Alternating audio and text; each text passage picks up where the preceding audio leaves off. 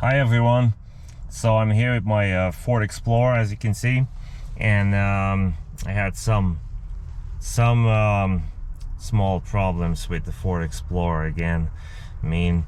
I went to service and they checked everything and found out that the CV boots, the front on both sides were torn or broken or ripped or whatever, and so they had to order new ones. Looked at it and had to do some work on it. I'll show you what it says in here.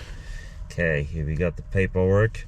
So what had to be done was of course those boots had to be replaced, both front axle shafts and the axle seal.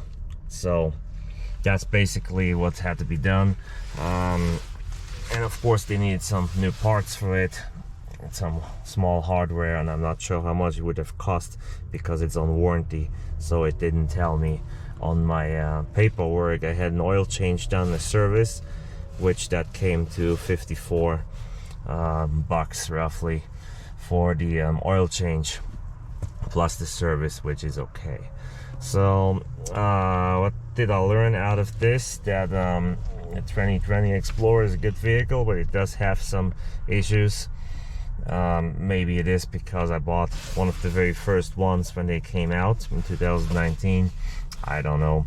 I mean, I have to say the guys here at Ford, where I go, they're great. They always take me in, they give me a loaner car, they fix everything the best they can. They just are great people there. I love to work with them, so no complaints at all.